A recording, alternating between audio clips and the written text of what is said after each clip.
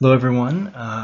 Finally getting around to this. Just been a crazy couple of weeks here. I was just finishing up teaching for the year.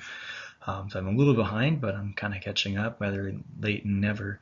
So we had our little discussion on the fifth way and whether or not it was a kind of design argument.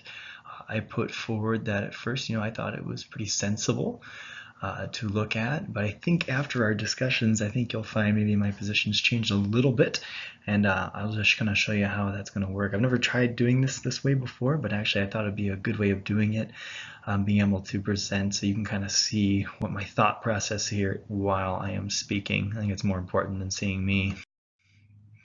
I just wanted to read it just one more time for us here.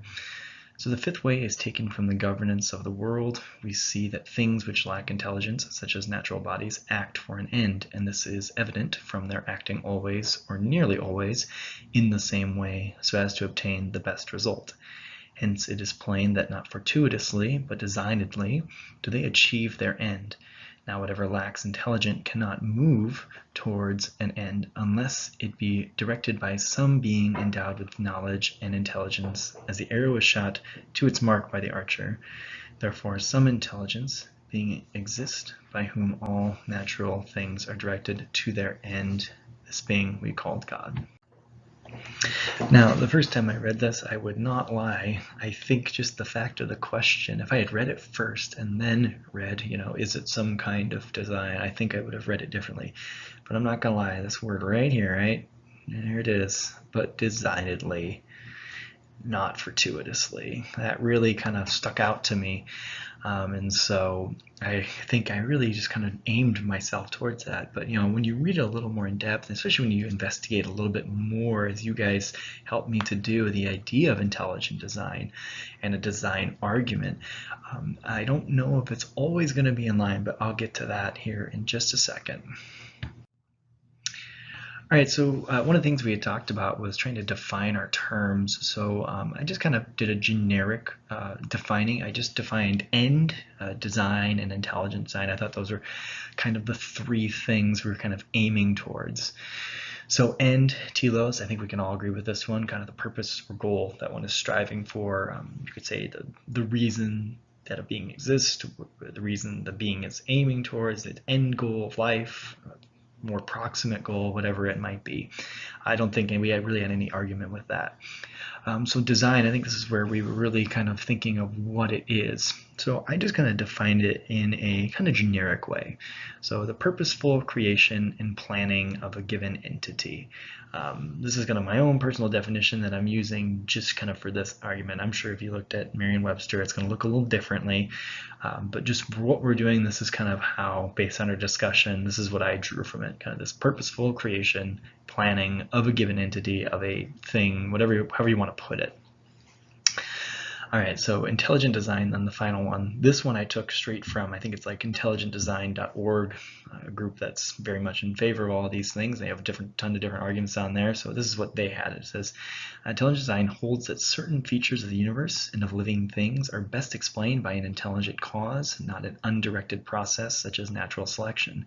Through the study and analysis of a system's components, a design theorist is able to determine whether various natural structures are the product of chance, natural law, intelligent design, and some combination thereof. Now, one thing I think that is very important to note is that this argument, right, they're often based on complex systems, right? Complex systems.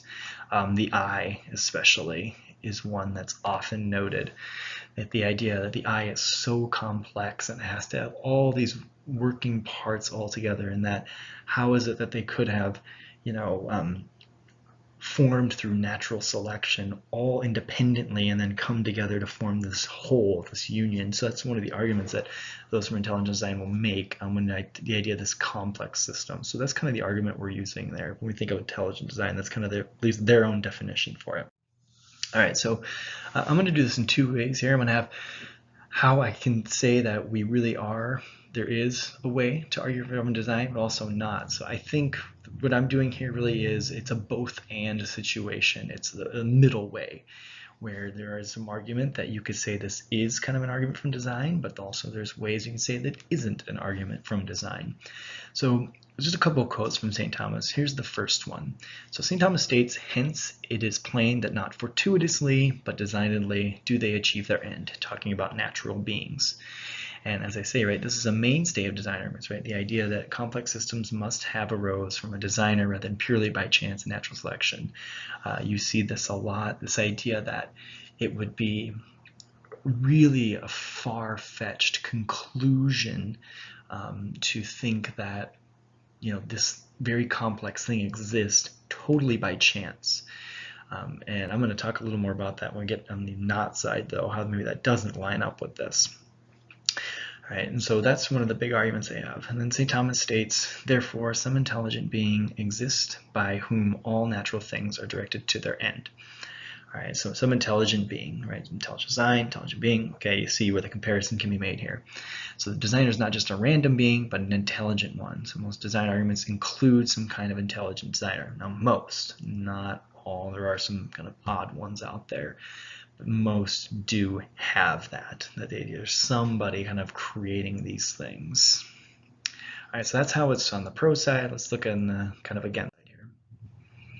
All right, so not an argument. So a couple of things. Number one, St. Thomas never actually mentions complex systems, and that is often, as I said, one of the mainstays of intelligent design arguments and design arguments in general, that if they're talking about complex systems such as the eye. He only mentions natural bodies, and he really doesn't clarify exactly what he means by that. I think we all can kind of glean what he means by it, but he never actually states it explicitly himself. So it's always, you know, that balancing act, you know, of what he meant versus actually putting words in his mouth. You want to be careful with how we balance that. The next one, so many design arguments actually aim more towards a deist versus loving God designer, something that St. Thomas would have been strongly against. This is very true. So it's the idea that a lot of these design arguments actually just, it's not necessarily Christianity, it's just trying to show that it's not natural evolution and natural selection that created all these things. It is something that is doing the designing.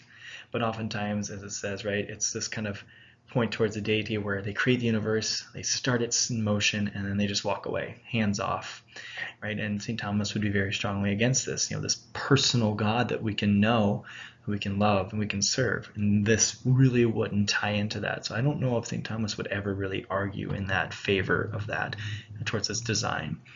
And as I said, right, St. Thomas never actually only speaks about ends. He doesn't actually mention the designing of natural bodies. He mentions the word designing, but he doesn't actually mention the designing of natural bodies, right? He doesn't actually do that. Now, one of the things I mentioned from the previous one, let's go back here.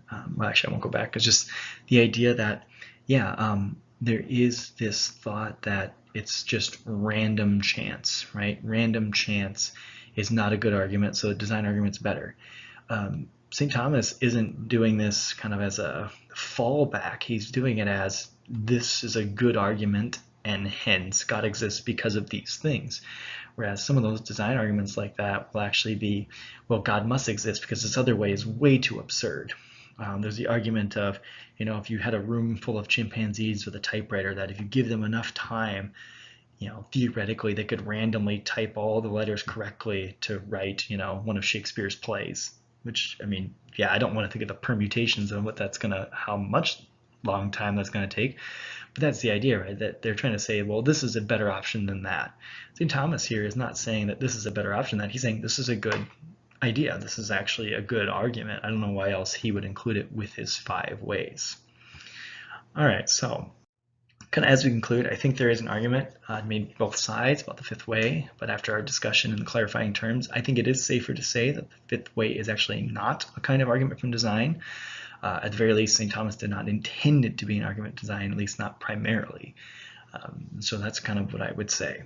So as we close, obviously, you know, we have all these things of St. Thomas. He writes these great things, and right, Jesus even appears to him at once and says, you know, Thomas, you've written well of me. What do you want as a reward? And St. Thomas answered, Non nisi te Domine, non nisi te. Nothing but you, Lord, nothing but you. May we all, in our own way, no matter what, always want nothing more than our Lord. God bless.